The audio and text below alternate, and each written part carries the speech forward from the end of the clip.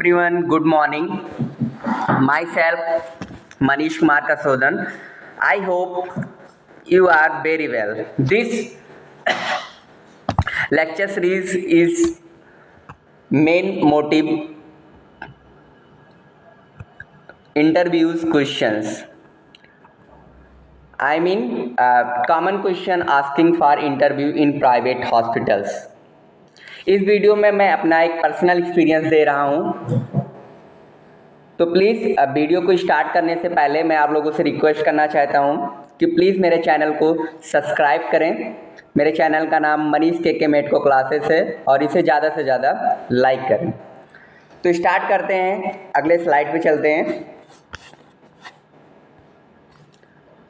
Today's topic is what is dialysis, complication during hemodialysis and their clinical management related question, rinse protocol related to machine, filters related questions, hemodialysis solution related questions। यानी कि जब हम किसी dialysis units में काम करने के लिए जाते हैं तो रिज्यूम को सबमिट करते हैं और रिज्यूम सिलेक्शन के बाद में जब इंटरव्यू की बात आती है तो वहाँ पे जो एग्जामिनर या जो इंटरव्यू ले रहा होता है बिगिनर स्टूडेंट से क्या क्या कॉमन क्वेश्चन पूछ सकता है, ये मैंने कुछ यहाँ पे रखा है। जैसे कि डायलिसिस क्या है, हीमोडायलिसिस में कॉम्प्लिकेशन कौन कौन से आते हैं, उनका क्लिनिकल मैनेजमेंट क्या है, उसके बाद में डायलिसिस कितने तरीके का होता है, पेरिटोनियल डायलिसिस और हीमोडायलिसिस में अंतर क्या है, ये पूछा जा सकता है।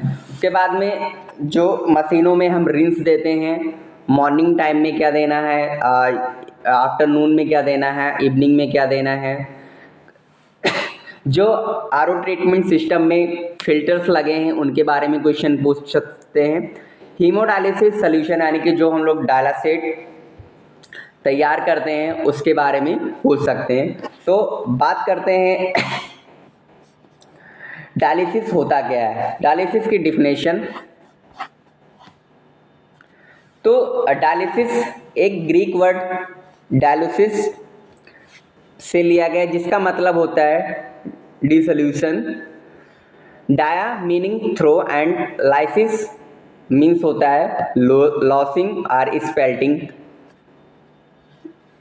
सिंपली अगर इसे डिफाइन करें तो dialysis is a process for removing waste and excess water from the blood and is used primarily as an artificial replacement for lost kidney function in people with renal failure। यानी कि dialysis एक क्या है, process है जिसमें हम wastage को remove करते हैं। वेस्टेज वो क्या हो सकते हैं, ब्लड यूरिया नाइट्रोजन हो सकते हैं, क्रेटिनिन हो सकते हैं और मेजर में यूरिया और क्रेटिनिन हो सकता है। फिर उसके बाद में और जो एक्सेस वाटर है उसको भी हम क्या करते हैं, ब्लड से रिमूव करते हैं। अब ब्लड से रिमूव करते हैं तो वो किसकी मदद से हम करते हैं, किडनी की जब फंक्शन लॉस हो जाती है तो डायलिसिस में हम एक आर्टिफिशियल किडनी का यूज़ करते हैं जिससे हम डायलाइजर बोलते हैं। अब नेक्स्ट बात करते हैं कि complication of haemodialysis, common complication during hemodialysis and less complication during hemodialysis। Haemodialysis के समय में दो तरीके के कॉम्प्लिकेशंस हमें दिखाई देते हैं, कुछ कॉमन होते हैं, कुछ लेस कॉमन होते हैं।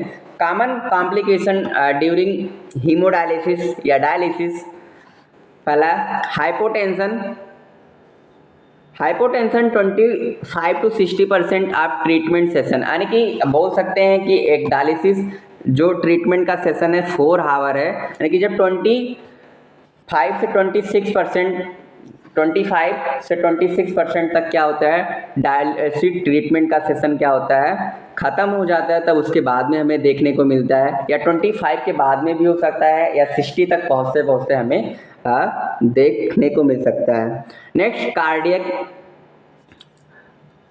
पेन या चेस्ट पेन, उसके बाद में क्रैम्प्स 5 to 25% डायलिसिस सेशन में देखते हैं, यानी कि 4 घंटे के प्रोसेस में 5 to 25% अगर चल गया तो उसके बाद में हमें देखने को मिल सकता है, ड्यूरिंग 5 to 25 के बीच में देख सकता है। Nausea, vomiting, headache, back pain, chest pain, itching, fever, or next is hyperglycemia, hypoglycemia, hypernatremia, hyponatremia, and many other complications.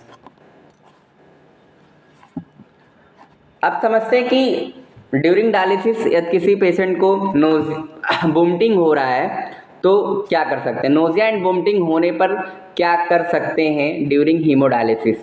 During haemodialysis अगर किसी पेशेंट को नोजिया और वोमिटिंग हो रहा है तो first of all check out blood pressure. उसकी हम क्या करेंगे, ब्लड प्रेशर को चेक करेंगे।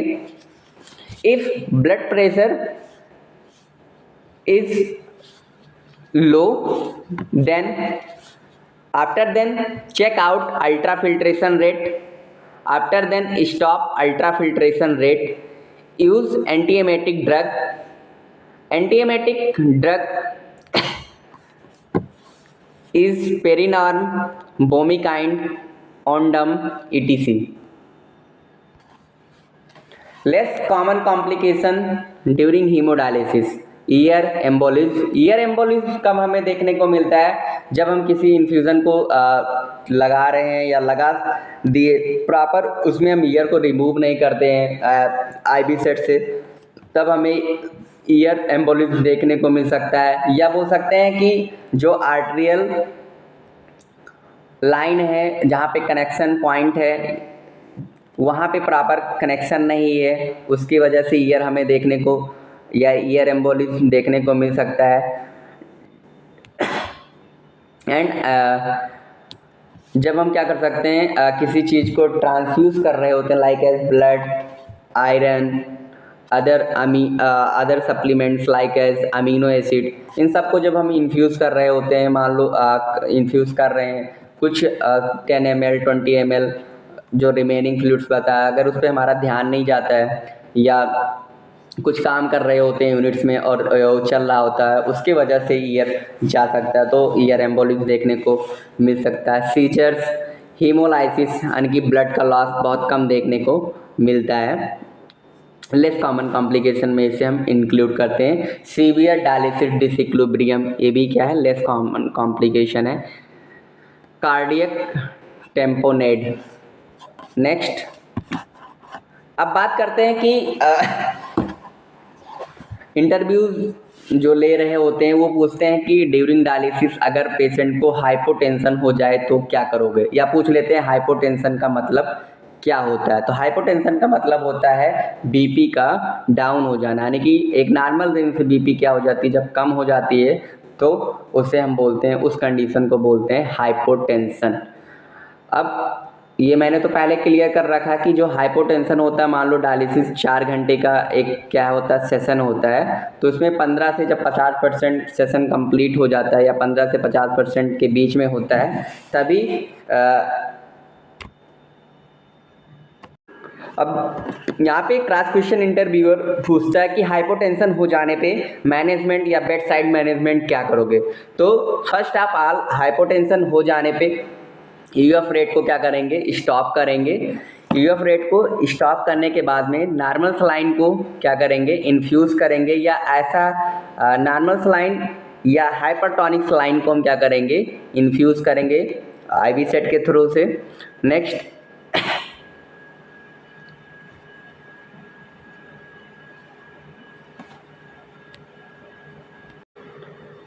हाइपोटेंशन के सिम्टम्स की बात करें तो वहाँ पर क्रैम्प्स हो सकता है, यानिंग हो सकता है, यानी कि क्रैम्प्स का मतलब मसल्स क्रैम्प्स, और यामिंग का मतलब होता है जहाई। Next now short discussion on this complication. Cramps क्या होता है, यानी कि जब हम यूएफ रेट को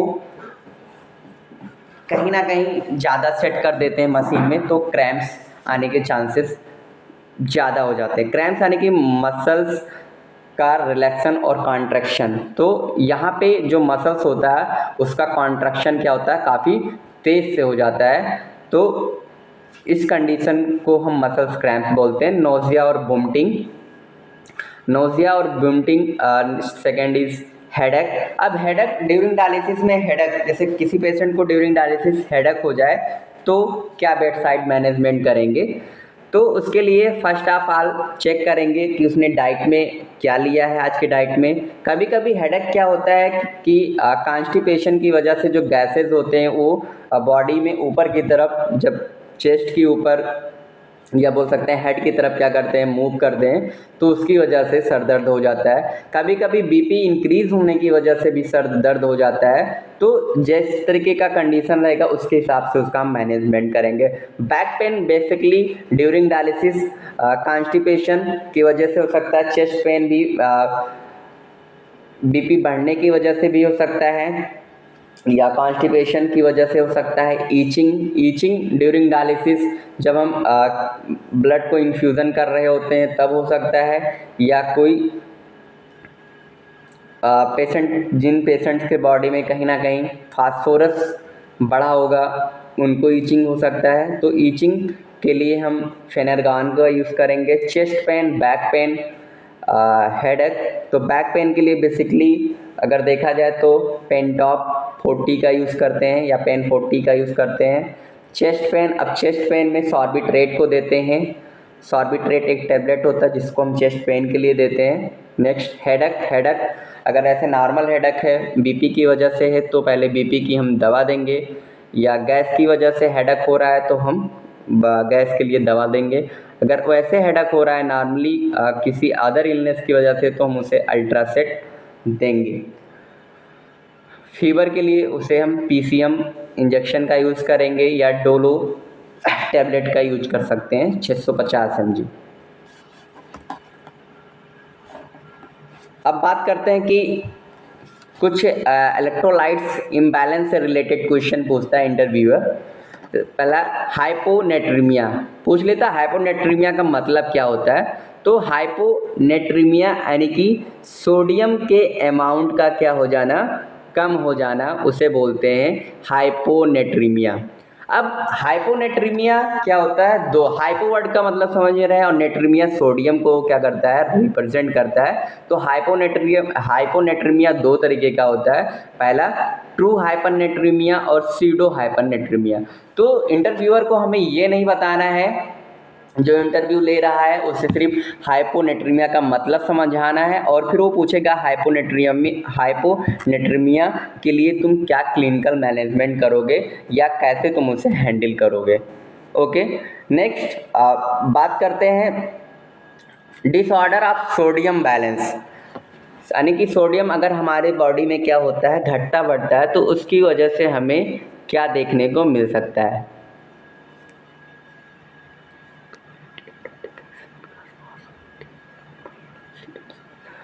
हाइपोनेट्रीमिया में क्या होता है, जो सीरम सोडियम होता है उसका क्या लेस देन 136 मिली इक्विवेलेंट लीटर, जिसकी वजह से क्या होता है, प्लाज्मा की जो ऑस्मोलिटी होती है वो क्या होती है, डिक्रीज हो जाती है, कम हो जाती है। क्लिनिकल फीचर की बात करें तो hyponatremia due to excess H2O and sodium. अब समझते हैं कि हाइपोनेट्रीमिया के कैसे होता है। ड्यू टू एक्सेस H2O, यानी कि जब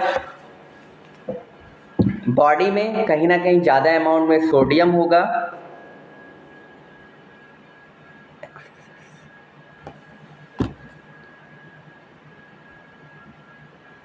और पानी होगा तो उसकी वजह से एडिमा देखने को मिलेगा, एसाइड्स देखने को मिलेगा, increased JPB।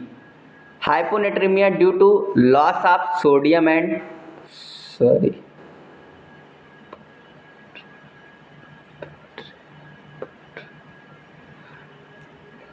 Sorry for my missing, यहाँ पे दोनों जो टर्मिनोलॉजी हैं सेम हो गए हैं, तो इसको मैं एक बार फिर से आपको रिपीट कर रहा हूँ। पहला होना चाहिए हाइपरनेट्रीमिया, हाइपरनेट्रीमिया कैसे होता है? Due to excess H2O and sodium, यानी कि जब हमारे अपने बॉडी में क्या होगा, ज़्यादा पानी होगा, ज़्यादा सोडियम की मात्रा होगी, तो उस कंडीशन में हाइपरनेट्रीमिया होगा।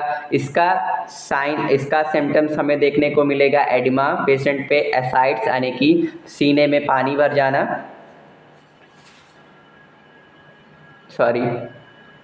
एडिमा यानी कि एक्सटर्नल सरफेस पे वाटर का एक्युमुलेशन दिखाई देना, एसाइड्स पेट में पानी भर जाना। हाइपोनेट्रीमिया क्या होता है? Due to loss of sodium and H2O, जब सोडियम और H2O ज़्यादा लॉस हो जाता है तब हाइपोनेट्रीमिया कंडीशन आता है। Decrease skin turgor, dry mucous membrane, hypotension and tachycardia. लेकिन जब क्या होगा, सोडियम की मात्रा कम होगी तो हार्ट रेट क्या हो जाएगा, कम हो जाएगा, और जो म्यूकस मेम्ब्रेन है वो सूख जाएंगे,